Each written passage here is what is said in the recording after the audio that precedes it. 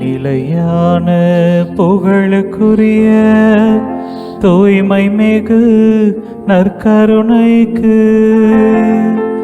எல்லா காலமும் ஆராதனையும் புகழும் மாட்சியும் உண்டாக கடவது. நிலையான புகழுக்குரிய தூய்மை மிகு நற்கருணைக்கு எல்லா காலமும் ஆராதனையும் புகழும் மாட்சியும் உண்டாக கடவது. நிலையான புகழுக்குரிய தூய்மை மிகு நற்கருணைக்கு எல்லா காலமும் ஆராதனையும் புகழும் மாட்சியும் உண்டாக கடவது.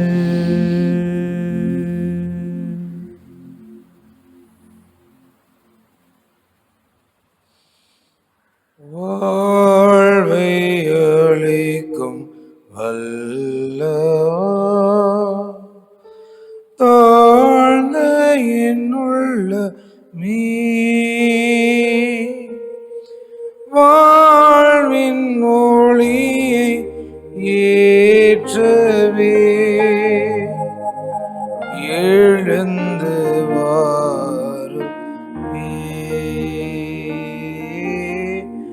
வாழ்வை அளிக்கும் வல்லவா,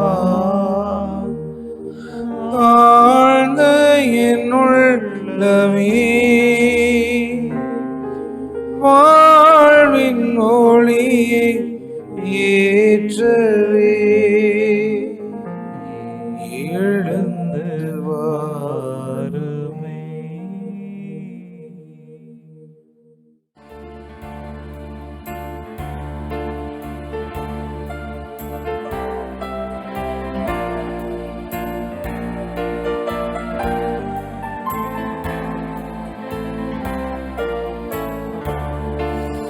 மறவாமல் நினைத்தீரையா, மனதார நன்றி சொல்வே. என்னை மறவாமல் நினைத்தீரையா, மனதார நன்றி சொல்வே. இரவும் பகலும் என்னை நினைத்து இதுவரை நடத்தினீரே. இரவும் பகலும் என்னை நினைந்து இதுவரை நடத்தினீரே. நன்றி நன்றி ஐயா, கோடி கோடி நன்றி ஐயா. நன்றி நன்றி ஐயா, கோடி கோடி நன்றி ஐயா.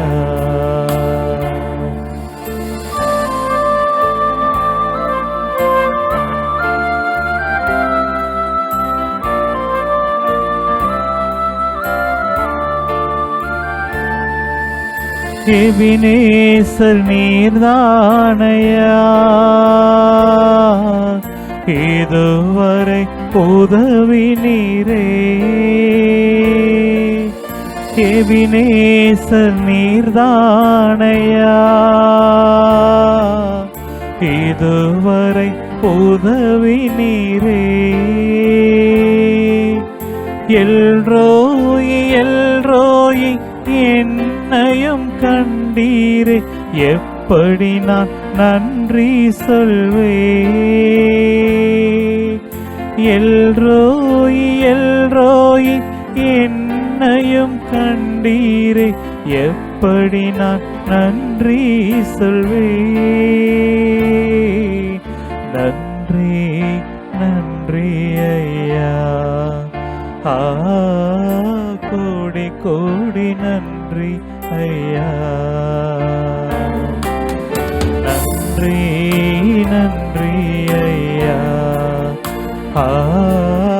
கோடி கோடி நன்றி ஐயா.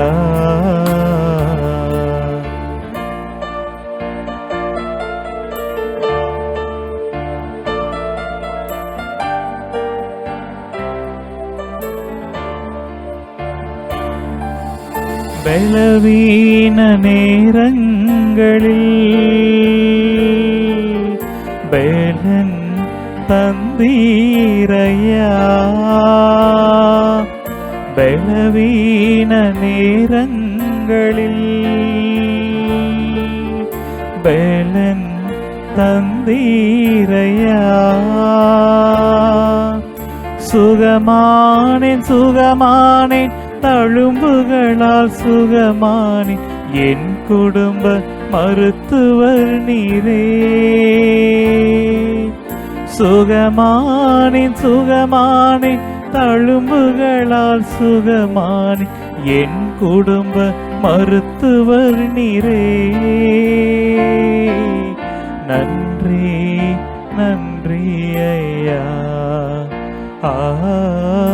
கோடி கோடி நன்றி ஐயா. நன்றி நன்றி ஐயா, கோடி கோடி நன்றி ஐயா. மறவாமல் நினைத்தீரையா, மனதார நன்றி சொல்வே.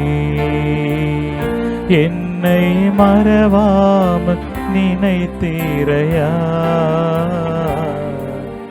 மனதார நன்றி சொல்வே.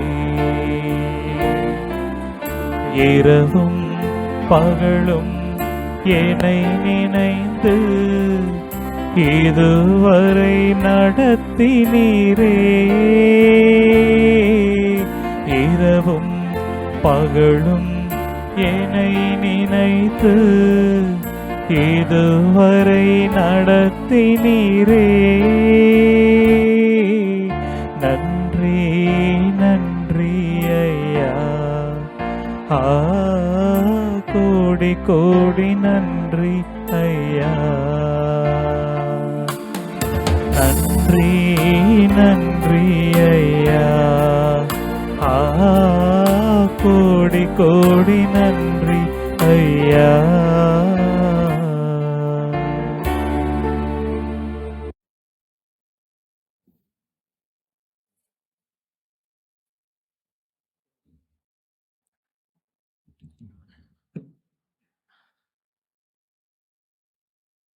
கிறிஸ்துக்குள் பிரியமான என் சகோதர சகோதரிகளே, இந்த நற்கருணை நாதருடைய பிரசன்னத்தில் உங்கள் இல்லங்களில் இருந்தபடியே மாதா தொலைக்காட்சியோடு இணைந்து நீங்கள் நற்கருணை நாதரை ஆராதிக்கிற இந்த தருணத்தை, ஆஹா எத்தனை ஆனந்தம் எத்தனை ஆனந்தம் என்று நீங்கள் இந்த நேரத்தில் இந்த தொலைக்காட்சி முன்பாகவும் உங்களுடைய சோஷியல் நெட்வொர்க் மூலமாகவும் நீங்கள் எங்களோடு இணைந்திருக்கிறதுக்காக ஆண்டவருக்கு நன்றி செலுத்துகிறோம்.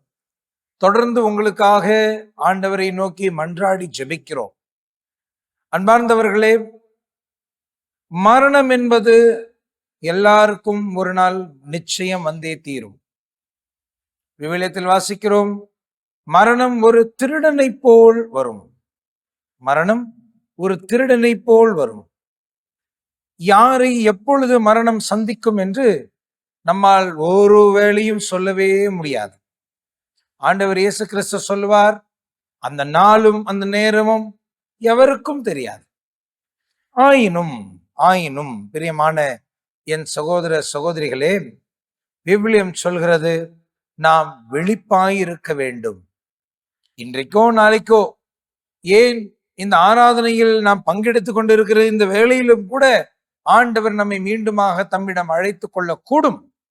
ஒருவேளை ஆண்டவர் இன்றைக்கு என்னை அழைப்பாரே என்றால், ஒருவேளை ஆண்டவர் இன்றைக்கு எனக்கென்று குறித்து வைத்திருக்கிற அந்த ஜீவிய நாட்கள், அந்த வாழ்வின் நாட்கள் முடிவடையுமே என்றால், இன்றைக்கு ஆண்டவரை முகமுகமாய் சந்திப்பதற்கும் தரிசிப்பதற்கும் நான் தயாராக இருக்கிறேனா என்கிற கேள்வியை நாம் அவ்வப்போது கேட்டுக்கொள்ள வேண்டும்.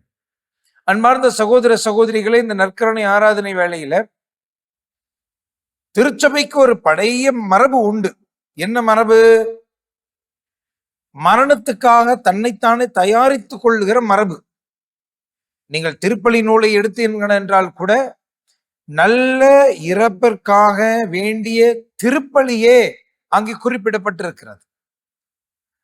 நன்மரண ஆயத்தம் என்று சொல்லப்படுகிற அந்த ஜபத்தை ஜெபிக்கிற ஒரு பழக்கம் திருச்சபையில் ஒரு பண்டைய பழக்கமாக இருந்தது.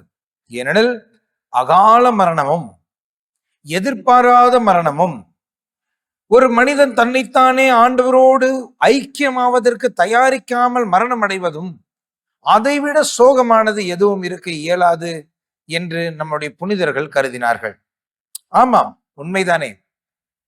இந்த பூமியில் இருக்கும் பொழுதே செய்த பாவங்களுக்கு மனஸ்தாபப்பட்டு பாவ மன்னிப்பை ஏற்றுக்கொண்டு இந்த பூமியில் கண்களை மூடுகிற அந்த நேரத்தில் ஆண்டவரோடு நட்புறவில் கண்களை மூடினால் தான் விண்ணகத்தில் நம்மால் கண்களை திறக்க முடியும். இல்லையெனில், ஒருவேளை நல்ல பாவ சங்கீதனம் செய்திருந்து நாம் சரியான செய்த குற்றங்களுக்காக அந்த தற்காலிக கடன்களை தீர்க்க வேண்டுமே, நாம் செய்த பாவங்களுக்கு பரிகாரம் செய்ய வேண்டுமே. ஒருவேளை பாவ சங்கீதனம் செய்தும் பரிகாரம் செய்யாமல் இருந்தால் உத்தரிக்கிற ஸ்தலத்தில் நாம் போய் பரிகாரத்தை நிறைவேற்றத்தான் வேண்டி இருக்கிறது. ஒருவேளை சாவான பாவத்தோடு மரிப்போமே ஆனால் நாம் நரகத்துக்கு தான் போக வேண்டி இருக்கிறது. ஆக ஒருவன் பரலோகத்துக்கு செல்ல வேண்டும் என்று சொன்னால், இந்த பூமியில் இருக்கும் பொழுதே செய்த பாவங்களுக்காக அக்கிரமங்களுக்காக நல்ல பாவ சங்கீதனம் செய்து பரலோகத்தில் நுழைவுச் சீட்டை பெற்றுக் கொள்ள வேண்டும். செய்த பாவங்களிலிருந்து விடுபட வேண்டும், பரலோகத்துக்குள் நுழைவதற்கான அந்த நுழைவுச் சீட்டை பெற்றுக் கொள்ள வேண்டும். உத்தரிக்கிற நிலையிலிருந்து தப்பித்துக் கொள்வதற்காக செய்ய வேண்டிய பரிகாரங்களையும் செய்து முடிக்க வேண்டும். தேவமாதா பாத்திமாவில் அந்த 3 குழந்தைகளுக்கு காட்சி கொடுக்கும் பொழுது அழகாக சொன்னார்கள், பிள்ளைகளே, இந்த உலகத்தினுடைய சமாதானத்துக்காக ஜபம் செய்யுங்கள், நீங்கள் பரிகாரம் செய்யுங்கள். ஒரு புத்தகத்தில் நான் வாசித்தேன், மாதா ஒரு முறை இந்த குழந்தைகளிடம் சொன்னார்களாம், ஒரு நாளைக்கு நீங்கள் எத்தனை ஜெபமாலை ஜெபிக்கிறீர்கள்? 4 ஜெபமாலை ஜெபிக்கிறோம் மாதா என்று சொல்ல அவர்கள் சொல்வார்களாம், உங்களுடைய ஆத்மத்தின் பரிசுத்தத்துக்காகவும் பரலோகத்தை நீங்கள் சேர்வதற்காகவும் உத்தரிக்கிற நிலையில் நீங்கள் தப்பித்துக் கொள்வதற்கும் இந்த 4 ஜெபமாலையும் போதவில்லை என்று சொல்வார்களாம்.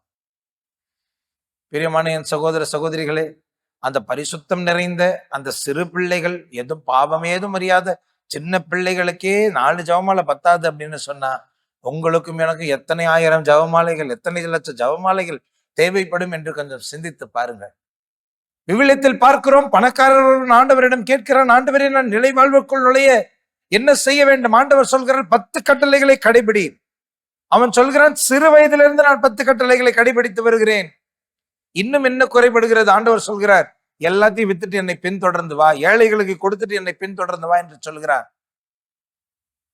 பிரியமான என் சகோதர சகோதரிகளே, எதுக்கு இந்த நல்ல மரண ஆயத்தம்? எதுக்கு இந்த நல் மரண தயாரிப்பு?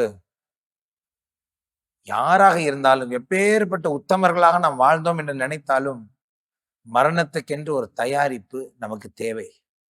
ஆகவேதான் திருச்சபையில் பொதுவாக புதன்கிழமைகளில் இந்த நல் மரண தயாரிப்பு செய்கிற வழக்கம் இருந்தது. இப்பொழுது மரணத்தை பற்றி பேசினால் ஐயோ பேசாதீங்க என்கிறார்கள். நான் செத்தா மோட்சத்துக்கு தான் போனேன், அதுக்காக எனக்காக ஜெபம் பண்ணுங்கன்னு நான் என்னுடைய நண்பர்கள் கிட்ட கேட்கும்போது, ஐயோ சாவை பத்தி பேசாதப்பா, நீ இன்னும் நிறைய வாழணும்னு தான் பேசுறாங்க. சாவை பத்தி பேசுவதே தவறு என்று பலர் நினைக்கிறார்கள். அப்படி இருக்கிற வேளையில் மரணம்தான் ஆண்டவரோடு ஐக்கியமாவதற்கு வழி என்றால், மரணம்தான் நாம் மோட்சத்துக்குள் நுழைவதற்கான வழி என்றால், மரணம்தான் ஆண்டவரை முகமுகமாய் தரிசிக்கிறதுக்கு ஒரே வழி என்று சொன்னால், பிரியமான சகோதர சகோதரிகளே, நாம் ஏன் இன்றைக்கே தயாராக இருக்கக்கூடாது? நாம் ஏன் அதற்காக ஒவ்வொரு நாளும் தயாரிக்க கூடாது? நாம் ஏன் அதற்காக ஒவ்வொரு நாளும் ஜெபிக்க கூடாது? இந்த திவ்ய நற்கருணை ஆராதனையில் இந்த ஒரு வரத்துக்காக ஜெபிப்போம். ஆண்டவரே, நான் இந்த உலகத்தில் என் நாட்களை முடித்து கண்களை மூடுகிற வேளையில் நீர் எனக்கு துணை செய்ய வேண்டும்.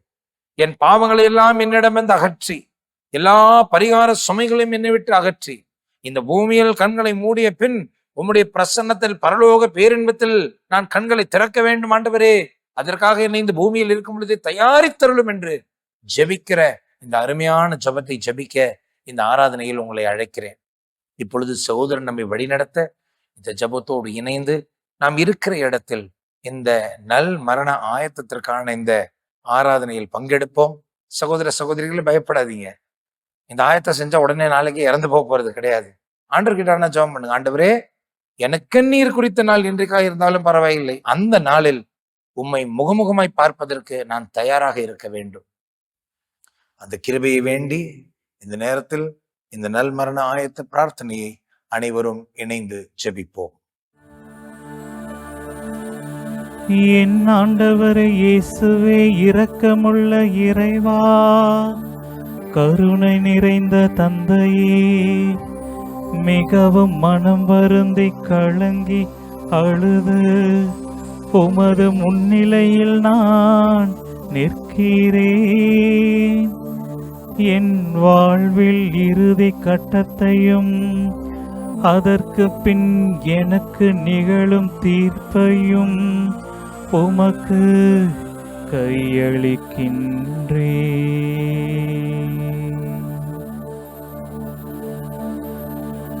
இரக்கமுள்ள இயேசுவே, என் மேல் இரக்கமாயிரும்.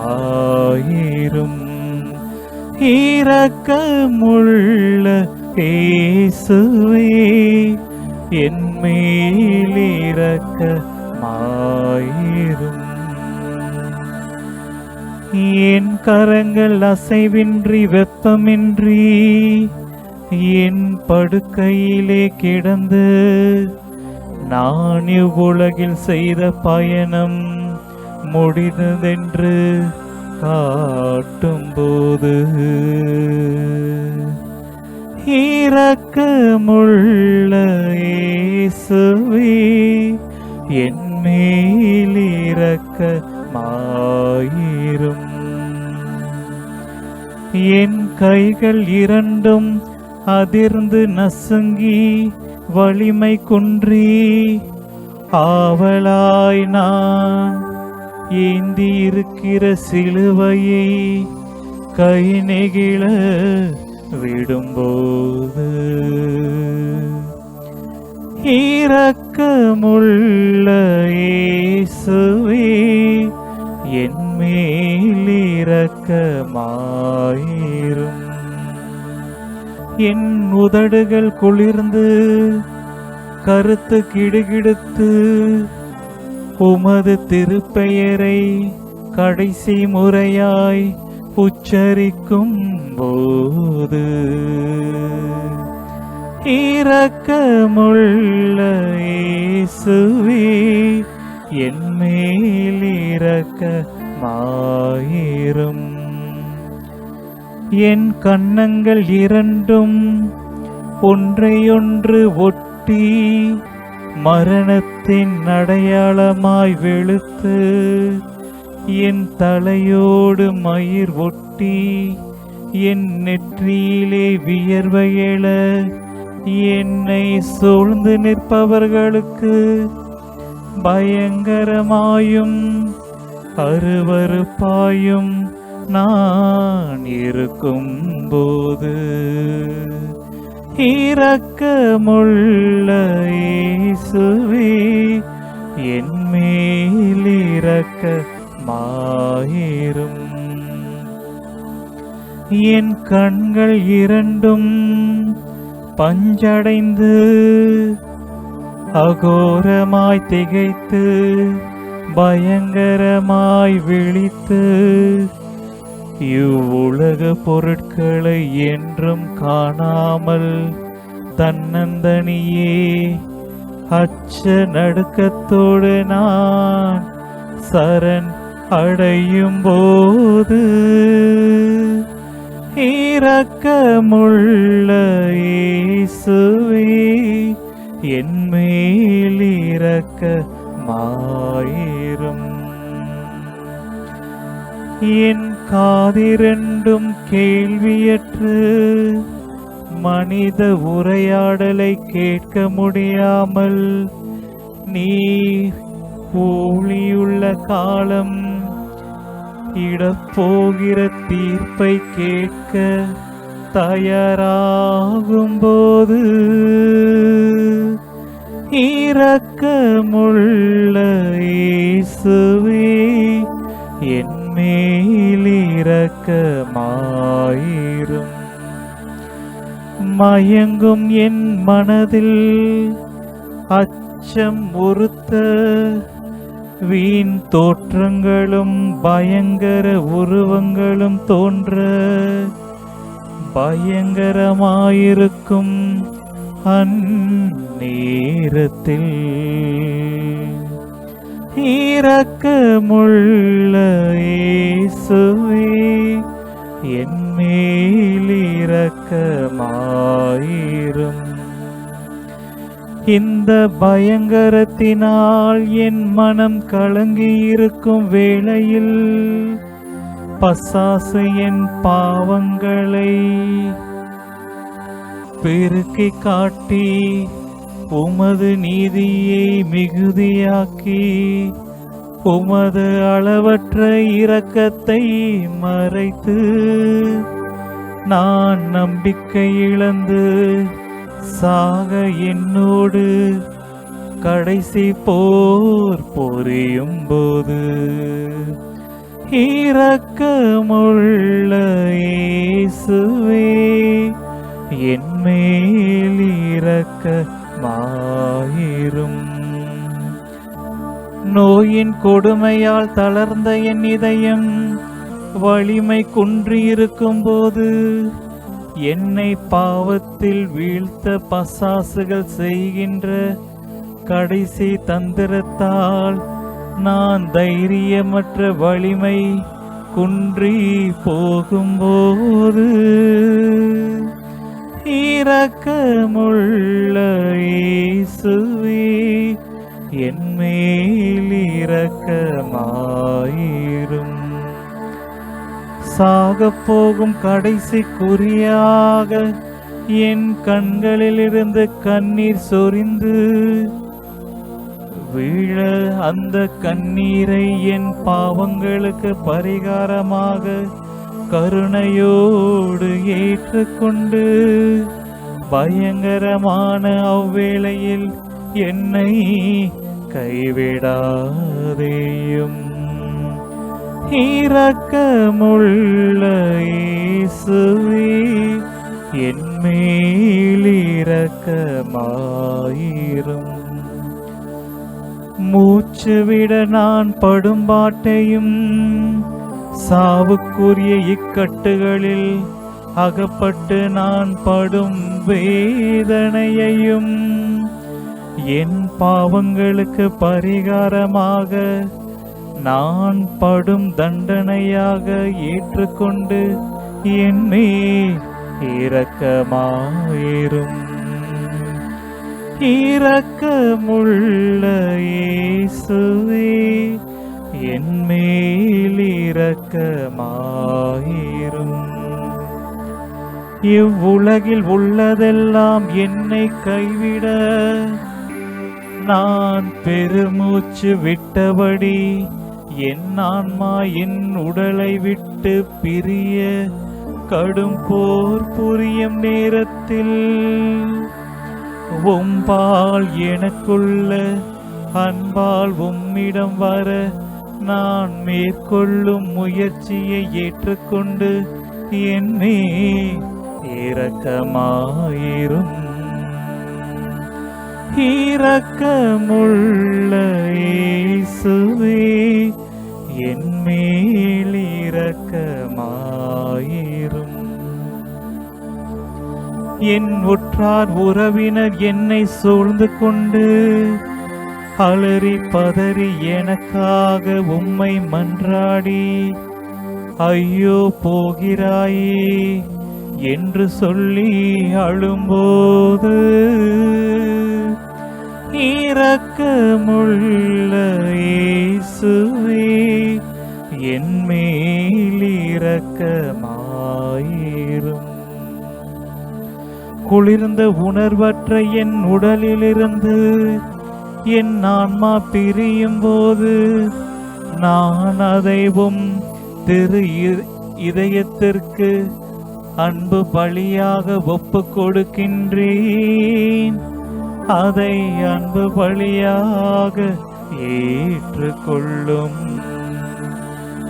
இரக்கமுள்ள இயேசுவே, என் மேல் இரக்கமாயிரும். நான் நினையாத நேரத்தில் திடீரென்று சாவு எனக்கு வந்தாலும் ஆண்டவரை விரைந்து எனக்கு உதவ தவறாதேயும்.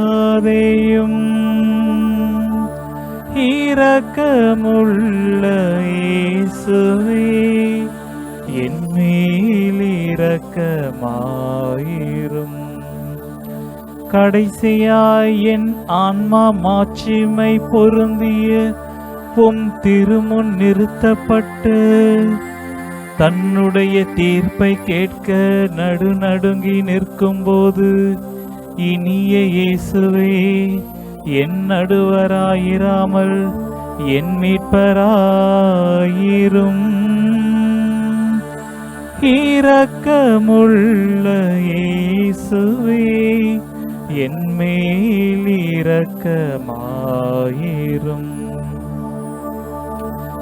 என் நல்ல தந்தையே, என்னை புறக்கணித்து தள்ளாமல் என்னை கருணை கண் கொண்டு நோக்கி உம்மை என்றென்றும் வாழ்த்தி போற்ற உமது அரசுக்கு நான் வர செய்தருளும்.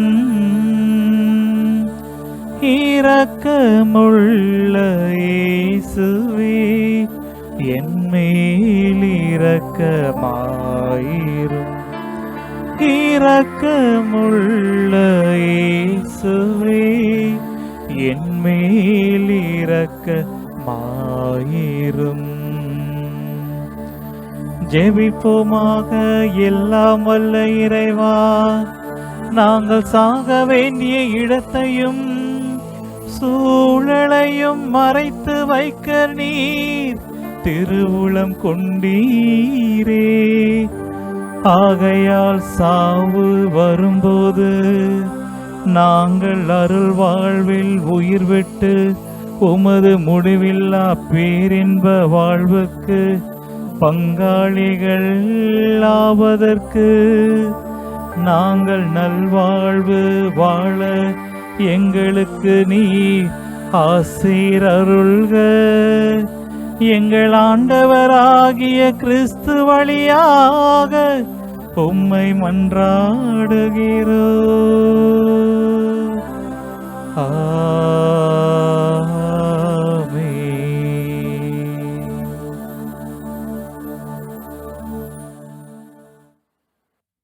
ஆண்டவர் உங்களோடு இருப்பாராக. உம் ஆன்மாவோடும் இருப்பாராக. புனித யோவான் எழுதிய தூய நற்செய்தியிலிருந்து வாசகம். ஆண்டவரே, மாட்சி உமக்கே.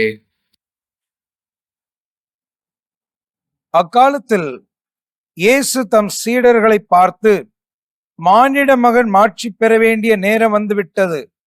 கோதுமை மணி மண்ணில் விழுந்து மடியாவிட்டால் அது அப்படியே தான் இருக்கும். அது மடிந்தால் தான் மிகுந்த விளைச்சலை அளிக்கும் என உறுதியாக உங்களுக்கு சொல்கிறேன். தமக்கென்றே வாழ்வோர் தம் வாழ்வை இழந்து விடுவர். இவ்வுலகில் தம் வாழ்வை ஒரு பொருட்டாக கருதாதோர் நிலை வாழ்வுக்கு தம்மை உரிமையாக்குவர். எனக்கு தொண்டு செய்வோர் என்னை பின்பற்றட்டும், நான் இருக்கும் இடத்தில் என் தொண்டரும் இருப்பர். எனக்கு தொண்டு செய்வோருக்கு தந்தை மதிப்பளிக்கின்றார் என்றார். ஆண்டவரின் அருள் வாக்கு. கிறிஸ்துவே உமக்கு புகழ். கிறிஸ்துக்குள் பிரியமான என் சகோதர சகோதரிகளே, நல் மரண ஆயத்த மன்றாட்டை ஜபத்தை ஜெபித்து ஆண்டவரே இறுதி தீர்வை நாளுக்கு என்னை அழைத்துச் செல்வதற்கு முன்பாக நான் நல்ல தயாரிப்போடு உம்மை சந்திக்க எனக்கு கிருபை தாரும் என்று ஜெபித்த இந்த நற்கருணை ஆராதனையில் பிரியமான சகோதர சகோதரிகளே, பலவிதமான உணர்வுகளை நாம் சந்திக்க கூடும். ஒரு சிலருக்கு பயம் வரலாம், ஒரு சிலருக்கு பரிதாபம் வரலாம், ஒரு சிலருக்கு வெட்கம் வரலாம், ஒரு சிலருக்கு வித்தியாசமான எண்ணங்கள் தோன்றலாம், ஒரு சிலருக்கு ஒருவேளை நான் இறந்து போகிறேனோ என்ற பயம் கூட வரலாம், ஒரு சிலருக்கு என் ஆண்டவரோடு நெருங்கி வருவதற்கு இது நல்ல வாய்ப்பு என்கிற உணர்வு வரலாம். எப்படிப்பட்ட உணர்வு நமக்கு வந்திருந்தாலும் சரி, எப்படிப்பட்ட உணர்வோடு இந்த நேரத்தில் நீங்கள் இந்த செய்தியை கேட்கிறவர்களாக இருந்தாலும் சரி, ஒரு காரியத்தை நாம் மனதில் கொண்டிருக்க வேண்டும். ஆண்டவர் இயேசு தெளிவாக சொல்கிறார், கோதுமை மணி மண்ணில் விழுந்து, மீண்டும் சொல்கிறேன், கோதுமை மணி மண்ணில் விழுந்து மடியாவிட்டால் அது அப்படியே தான் இருக்கும், அது மடிந்தால் தான் மிகுந்த விளைச்சலை அளிக்கும் என உறுதியாக உங்களுக்கு சொல்கிறேன். ஆம் பிரியமான சகோதர சகோதரிகளே, இந்த தினசரி வாழ்க்கையில் நாம் மடிவதற்கு தயாராக இருக்க வேண்டும். ஆண்டவர் தெளிவாக சொல்கிறார், இந்த தினசரி வாழ்க்கையில், இந்த உலக வாழ்க்கையில் உலக பிரகாரமாக வாழாமல் ஆண்டவருக்குரிய ஒரு வாழ்க்கையை நீங்களும் நானும் வாழ கற்றுக்கொள்ள வேண்டும். ஒரு காலத்துல துறவற மடங்கள், ஒரு சில மடங்களுக்குள் ஒருத்தர் சேரப்போகிறார் என்று சொன்னால் அந்த நேரத்தில் புனிதர்களுடைய மன்றாட்டு மாலை வாசிக்கிற வழக்கம் உண்டு. குருக்களுக்கு கூட அந்த மாதிரி நீங்க பார்த்திருப்பீங்க, ஆர்டினேஷன் செரிமனிக்கெல்லாம் போகுனீங்க அப்படின்னு சொன்னாக்க குருக்கள் படுத்த அந்த இடத்துல புனிதர்களுடைய மன்றாட்டு மாலையை ஜெபிப்பார்கள். அப்படி இந்த துறவற மடங்களில் சேர்பவருக்கு இந்த ஜபத்தை, இந்த புனிதர்களுடைய மன்றாட்டு மாலையை பாடி ஜெபிக்கிற அந்த நேரத்துல ஒரு கருப்பு துணியை வைத்து அவர்களை போர்த்தி விடுவார்கள். ஒரு சில மரபுகளில், ஒரு சில கலாச்சாரங்களில் அந்த கருப்பு துணியின் மீது மலர்களை கூட தூவி விடுவார்கள். எதற்காக? இந்த உலகத்துக்கு இவன் மரித்து விட்டான், இவன் புனிதர்களுடைய தோழமையில் இணைந்து விட்டான், இனி இவன் எல்லா மனிதர்களோடு ஒரு சாதாரண மனிதன் அல்ல, இவன் வேர் பிரிக்கப்பட்டவன், வித்தியாசமானவன், கடவுளுக்கு சொந்தமானவன் என்பதை அடையாளப்படுத்த, இந்த உலகத்துக்கு இவன் மரித்து விட்டான் என்று அடையாளப்படுத்த ஒரு கருப்பு துணியை வைத்து அவர்களை போர்த்தி விடுவார்களாம். இப்பொழுது அந்த மரபு கொஞ்சம் கொஞ்சமாக மறைந்து வருகிறது. ஆனாலும் அதனுடைய உள் பொருள், அந்த ரகசியமானது ஆழமாயிருக்கிறது. பிரியமான சகோதர சகோதரிகளே, கிறிஸ்துவுக்காக நீங்களும் நானும் வாழ வேண்டும் என்று சொன்னால் இந்த உலகத்துக்கு மரிக்க வேண்டி இருக்கிறது. இந்த உலகத்துக்கு மரிக்காமல் நாம் கிறிஸ்துவுக்குள் மறுவாழ்வு பெற முடியாது. ஏன் அப்படி? 1 யோவான், அதாவது யோவான் எழுதிய 1வது திருமுகம் 2வது அதிகாரம் 16வது வசனத்தில் பார்க்கிறோம், இச்சை நிறைந்த பார்வை, உடல் ஆசை, செல்வ செருக்கு, இவை மூன்றும் தந்தையிடமிருந்து வருவன அல்ல, உலகினின்றே வருகின்றன. எப்படி? யோவான் எழுதிய 1வது திருமுகம் 2வது அதிகாரம் 16வது வசனத்தில் வாசிக்கிறோம், உடல் ஆசை, இச்சை நிறைந்த பார்வை, செல்வ செருக்கு. பழைய மொழிபெயர்ப்புல பாத்தீங்கன்னா ஜீவனத்தின் பெருமை, அதை அழகுபடுத்தினால் வாழ்வின் பெருமை, இவை அனைத்தும் தந்தை கடவுளிடமிருந்து வருவன அல்ல, இவை உலகினின்றே வருகின்றன. இவை மனிதனை மாசுபடுத்துகின்றன, மனிதனை கடவுளிடமிருந்து பிரித்து விடுகின்றன. அப்ப நல்லா யோசிங்க, உலகத்தோடு ஒட்டி வாழணும், இருக்கிற மக்களோடு சேர்ந்து வாழணும், உலக மக்களை போலவே நாம் இருக்க கற்றுக்கொள்ளணும் அப்படின்னு பேசுறது எதை குறிக்கிறது? உலகம் என்று சொன்னாலே அதில் இந்த 3 காரியங்கள் இருக்கிறது. உடல் ஆசை. நீங்க பாத்தீங்கன்னா உலக பிரகாரமாய் வாழ்கிறவர்கள் எல்லாம் இந்த உடல் ஆசைக்கு மிகுந்த தீனி போடுகிறவர்களாக இருக்கிறார். இந்த உலக பிரகாரமான வாழ்க்கை இந்த உடலை பேணி காப்பதற்கான ஒரு வாழ்க்கையாக இருக்கிறதை பார்க்கிறோம். உலக பிரகாரமான வாழ்க்கை இந்த உடலை மட்டுமே மையமாக இருக்கிற ஒரு வாழ்க்கையாக பார்க்கிறோம். இந்த உடலை பேணி காக்க வேண்டும், இந்த உடல் நல்ல ஆரோக்கியமாக வைத்திருக்க வேண்டும், இந்த உடலுக்கு தேவையானது எல்லாவற்றையும் செய்ய வேண்டும். இதைத்தான் இந்த உலகம் நமக்கு கற்றுக் கொடுக்கிறது. இந்த உடல் அழகாய் இருக்க வேண்டும், இந்த உடல் அழகாய் உடுத்த வேண்டும், இந்த உடலுக்கு எவ்வளவு சௌகரியம் கொடுக்க முடியுமோ அவ்வளவு சௌகரியத்தை கொடுக்க வேண்டும். இந்த உடல் என்றுதான் இந்த உலகமே இந்த உடலை மையமாக கொண்டுதான் இயங்கி கொண்டிருக்கிறது. இந்த உடலுக்காக தான் எல்லாமே. அப்ப இந்த உடலினுடைய ஆசை இந்த உலக மாந்தர்களிடையே, உலக பிரகாரமான வாழ்க்கை வாழ்கிறவர்களிடையே உலக ஆசை, இந்த உடல் சம்பந்தமான ஆசை உலக ஆசையாக இருக்கு. 2வது இச்சை நிறைந்த பார்வை. இன்றைக்கு நம்முடைய எத்தனை பேர் தைரியமாக சொல்ல முடியும், என்னுடைய பார்வையில் பரிசுத்தம் இருக்கிறது? சாதாரணமாக பார்க்கும் பொழுது கூட சொல்லுவாங்க, கண்ணாலேயே கற்பழிச்சிடறான் அப்படின்வாங்க. ஆமா, ஒரு சில பார்க்கிற பார்வையிலேயே தீய பார்வை கொண்டிருக்கிறவர்களாக கூட இருக்கிறார். தீய பார்வை கொண்டவர்களாக இல்லைன்னா கூட சரி, ஆண்டவர் இயேசு சொல்வாரு, ஒரு பெண்ணையோ மற்றவரையோ நீ இச்சையின் பார்வை கண்ணோடு பார்த்தால் நீ அவரோடு விபச்சாரம் செய்தாயிற்று.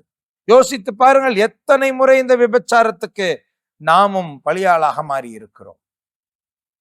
தப்பான பார்வை. நல்லா புரிந்து கொள்ளுங்க. நேரடியாக ஒருவரை தவறான பார்வை, இச்சையின் பார்வையோடு நோக்குவதும் ஒன்று, தொலைக்காட்சிகளிலும் சோசியல் மீடியாவிலும் யூடியூபிலும் வாட்ஸ்ஆப்பிலும் இன்ஸ்டாகிராமிலும் அதே தீய பார்வையோடு அந்த போனில் இருக்கிற அந்த ஸ்கிரீன்ல இருக்கிற அந்த நடிகர்களையும் நடிகைகளையும் இச்சையின் பார்வையோடு பார்ப்பதும் விபச்சாரம் தான் என்பதை அறிந்து கொள்ள வேண்டும். நேரா பார்த்ததா விபச்சாரம், போன்ல பார்த்தா டிவியில பார்த்தா விபச்சாரம் இல்ல, படத்துல பார்த்தா விபச்சாரம் இல்லைன்னு நிறைய பேர் நினைச்சுக்கிட்டு இருக்கிறாங்க. அப்படி கிடையாது. இச்சையின் பார்வையோடு அது ஒரு புத்தகத்தில் அச்சிடப்பட்ட ஒரு உருவகமாக இருந்தாலும் சரி, அது ஒரு படமாக இருந்தாலும் சரி, அது நம்மளுடைய போனில் இருந்தாலும் சரி, திரையில் பெரிய திரையில் இருந்தாலும் சரி, இச்சை தூண்டுகிற காட்சிகளை பார்க்கும் பொழுதெல்லாம் நாம் விபச்சாரத்துக்கு இடம் கொடுத்து விடுகிறோம். யோசித்து பாருங்களேன், இந்த உலக பிரகாரமான வாழ்க்கை வாழ்கிறவர்கள் எல்லாம் அப்படித்தானே வாழ்ந்து கொண்டு இருக்கிறோம். சரிங்க, இதை கூட நம்ம அவாய்ட் பண்ணிக்கலாங்க. இந்த உடலினுடைய ஆசைகளை கட்டுப்படுத்திடலாம், இச்சையின் நோயை கூட கட்டுப்படுத்திடலாம். ஆனா இந்த பெருமை, செல்வத்தின் மீது இருக்கிற செருக்கு, நான் இவ்வளவு பெரிய பணக்காரன், எவ்வளவு படிச்சிருக்கேன் தெரியுமா, எனக்கு என்ன அதிகாரம் இருக்குது, நீ என்ன மதிக்கல, நீ என்ன கேட்கல, நீ என்ன பார்க்கல, நீ எனக்கு செய்ய வேண்டிய மரியாதையை செய்யல. இன்னைக்கு குடும்பங்களிடையே இருக்கிற பிளவுகளுக்கெல்லாம் என்ன காரணம்? வாழ்வினுடைய பெருமை தானே காரணம், ஜீவனத்தின் பெருமை தானே காரணம், நமக்கு இருக்கிற செருக்கு தானே காரணம். அதனால்தான் ஆண்டவர் அழகாக சொல்கிறார், இவ்வுலகில் தன் வாழ்வை ஒரு பொருட்டாக கருதாமல் இந்த 3 காரியங்களுக்கும் அதிகமாக முக்கியத்துவம் கொடாமல் யாரெல்லாம் இருக்கிறார்களோ அவர்களெல்லாம் பாருங்க, ரொம்ப அழகாக சொல்கிறார், தமக்கென்றே வாழ்வோர் தம் வாழ்வை இழந்து விடுவர், இவ்வுலகில் தம் வாழ்வை ஒரு பொருட்டாக கருதாதோ நிலை வாழ்வுக்கு தம்மை உரிமையாக்குவர். அப்ப இந்த பூமியில வாழும் பொழுதே நம்ம இந்த பரலோக வாழ்க்கையை வாழ வேண்டும் என்று ஆசைப்பட்டு அதற்காக தயாரிக்கிறவங்களா இருந்தோம் அப்படின்னு சொன்னா, பிரியமான என் சகோதர சகோதரிகளே, ஆண்டவர் இயேசு தெளிவாக சொல்லுகிறார், எனக்கு தொண்டு செய்வோர் என்னை பின்பற்றட்டும், நான் இருக்கும் இடத்தில் என் தொண்டரும் இருப்பர். அப்ப இந்த பூமியில வாழும் பொழுதே இந்த உலக பிரகாரமான வாழ்க்கையை வெறுத்து ஆண்டவருக்குரிய ஒரு வாழ்க்கையை வாழ்வோமே ஆனால் ஆண்டவர் இயேசு இருக்கிற இடத்தில் நமக்கும் ஒரு இடம் உண்டு. அவர் சொன்னார், நான் போய் உங்களுக்கு ஒரு இடத்தை ஏற்பாடு செய்வேன், வந்து உங்களை அழைத்து செல்வேன் என்று சொன்னாரே. நமக்கென்று பரலோகத்தில் ஆண்டவர் ஏற்பாடு செய்திருக்கிற இடம் இருக்கிறது. யாருக்கு அது கிடைக்கும்? ரோமேயருக்கு எழுதப்பட்ட நிருபத்தில் 8வது அதிகாரம் 1வது வசனத்தில் வாசிக்கிறோம், கிறிஸ்து இயேசுவோடு இணைந்திருக்கிறவர்களுக்கு தண்டனை தீர்ப்பே கிடையாது. நீங்க பழைய தமிழ் பைபிள், பழைய தமிழ் கேத்தலிக் பைபிள் இருக்கு இல்லையா, அதுல பாத்தீங்கன்னா, ஆகவே கிறிஸ்து இயேசுவுக்குள் இருக்கிறவர்கள், அதாவது தன்னுடைய ஊனியல்பின்படி நடவாமல் ஆவியின்படியே நடக்கிறவர்களுக்கு தண்டனை தீர்ப்பு கிடையாது அப்படின்னு போட்டிருக்கு. அப்ப இன்னைக்கு உலக பிரகாரமான வாழ்க்கையை வாழ்கிறவர்களுக்கு நிச்சயம் தண்டனை தீர்ப்பு உண்டு. யாரெல்லாம் இந்த உலக பிரகாரமான வாழ்க்கையை வாழலையோ அவர்களுக்கு விண்ணக பேரின்பம் நிச்சயம் உண்டு. அது மட்டுமல்ல, ஆண்டவருடைய வார்த்தை இன்னைக்கு நாம் வாசித்த நற்செய்தி சொல்லுகிறது, எனக்கு தொண்டு செய்வோருக்கு தந்தை மதிப்பளிக்கின்றார். சாதாரண விண்ணக வாழ்க்கை அல்ல, தந்தை கடவுளை நம்மை மதிக்கிற அளவுக்கு நமக்கு உயர்வு தருகிற ஒரு விண்ணக வாழ்க்கையை ஆண்டவர் நமக்கு கொடையாக கொடுக்கிறார். பிரியமான என் சகோதர சகோதரிகளே, இன்றைக்கு ஒரு தீர்மானம் நாம் செய்ய வேண்டும். நமக்காக ஆண்டவர் இயேசு கிறிஸ்து சாதாரண ஆட்டுக்குட்டியாக இந்த உலகத்தில் தன்னையே ஒரு பலிக்கடையாக ஒப்பு கொடுத்தது போல, ஒரு பலிக்கடாவாக தன்னை ஒப்பு கொடுத்தது போல, இன்றைக்கு நாமும் நம்முடைய தினசரி வாழ்க்கையில் சிலுவையை சுமக்க தயாராக இருக்கிறவர்களாக இருக்க வேண்டும். கிறிஸ்துவுக்காக வாழவும் சாகவும் தயாராக இருக்க வேண்டும். மீண்டும் சொல்கிறேன், ஆண்டவர் இயேசு கிறிஸ்து தன்னையே ஒரு பலிக்கடாவாக ஒப்பு கொடுத்தாரே, நீங்களும் நானும் அவருக்காக வாழவும் சாகவும் தயாராக இருக்க வேண்டும். இந்த உலகத்தை பொறுத்த மட்டும் நாம் மரித்தவர்களாகவே வாழ வேண்டும். இந்த உலக ஆசைகளான உடல் ஆசை, இச்சை நிறைந்த பார்வை, செல்வ செருக்கு, வாழ்வினுடைய பெருமை, இவை அனைத்தையும் உதறி தள்ளிவிட்டவர்களாக நீங்களும் நானும் வாழ வேண்டும். அப்படி வாழ்ந்தால் நிச்சயம் நமக்கு பரலோகம் கிட்டும். நிச்சயம் பரலோக பேரின்பங்களில் நமக்கும் ஒரு இடம் உண்டு என்பதை நாம் ஒருபோதும் மறந்துவிடக்கூடாது. ஆகவே எனக்கு பிரியமான சகோதர சகோதரிகளே, இன்றைக்கு ஒரு நல்ல தீர்மானத்தை செய்யுங்கள். இந்த உலகத்தில் வாழும் நாட்கள் எல்லாம் உலக பிரகாரமாக நான் இனி வாழ்வது அல்ல, ஆவியின்படியே வாழ்வேன், ஆண்டவருடைய வார்த்தையின்படியே வாழ்வேன், என் ஆண்டவர் இயேசு என்னிடம் விரும்புவதைப்படியே வாழ்வேன் என்று ஒரு தீர்மானம் செய்யுங்கள். ஆண்டவர் உங்களையும் உங்கள் சங்கதி முழுவதையும் ஆசீர்வதிப்பாராக. இதே பக்தியுடனும் இதே வைராகியத்துடனும் இதே ஜெபத்துடனும் நாம் மாண்புயர் கீதம் பாடி ஆண்டவரை ஆராதிப்போம். அவருடைய ஆசீர் பெற்றவர்களாக நம்முடைய வாழ்க்கை பயணத்தை தொடர்ந்து செய்வோம். ஆமென்.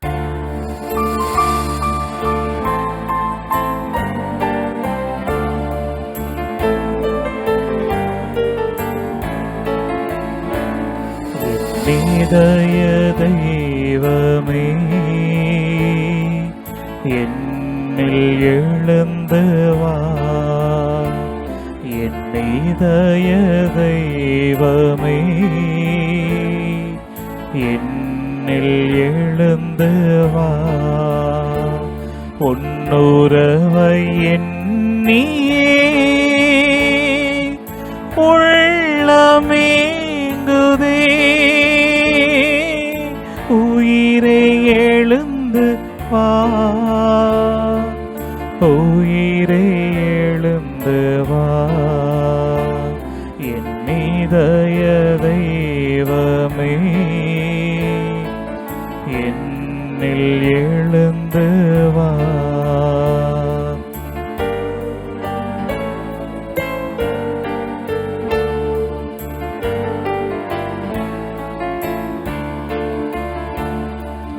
அனைத்து காக்கும் தாயின் அன்பும் ஒரு நாள் அழியலாம், அறவழியில் நடத்தும் தந்தை அன்பும் அழியலாம், அனைத்து காக்கும் தாயின் அன்பும் ஒரு நாள் அழியலாம், அரவணியில் நடத்தும் தந்தை அன்பும் அழியலாம், ஆனால் உன் அன்பிற்களி உண்டு. ஆனாலே இயேசுவே உன் அன்பிற்களி உண்டு. என் இனிய அன்பை எழுந்து வா, என் இதய தெய்வமே, என்னில் எழுந்து வா, உன்னுறவை எண்ணியே உள்ளமேங்குதே. உயிரே எழுந்து வா, உயிரே எழுந்து வா, என் இதய தெய்வமே, என்னில் எழுந்து வா.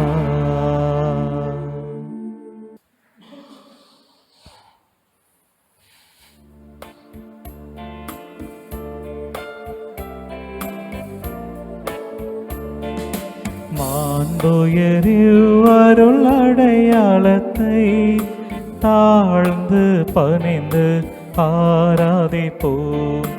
பழைய நியம முறைகள் அனைத்தும் இனி மறைந்து முடிவு பெறுக. புதிய நியம முறைகள் வருக. புலன்களாலே மனிதன் இதனை அறிய இயலா. குறையை நீக்க நம்பிக்கையின் உதவி பெறுக. தந்தை அவர்க்கும் மகன் அவர்க்கும் புகழ்ச்சியோடு வெற்றியார்க்கும். மீட்பின் பெருமை மாட்சிமையோடு வலிமை வாழ்த்து யாவுமாக. இருவரிடமாய் வருகின்றவராம் தூய ஆவி யானவர்க்கும் அளவில்லாத சம புகழ்ச்சி என்றுமே உண்டாகுக. ஆமென்.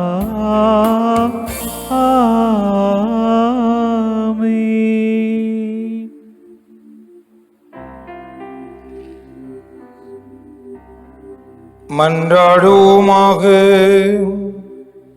இறைவா, இந்த வியப்புக்குரிய அருள் அடையாளத்திலே உம்முடைய திருப்பாடுகளின் நினைவை எங்களுக்கு விட்டு சென்றே.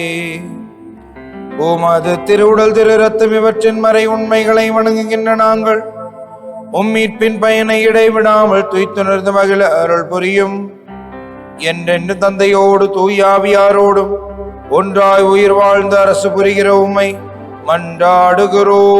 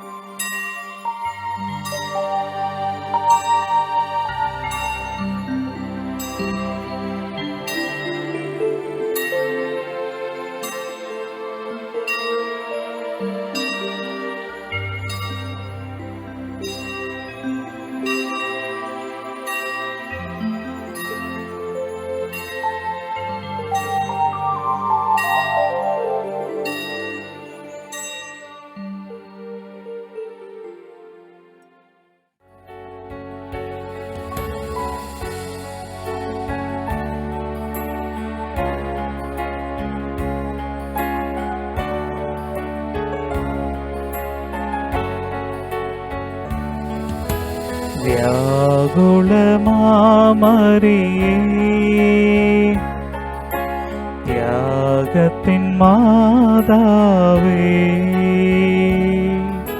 சிலுவை அடியினிலே சிந்தை நொந்தழுதாயோ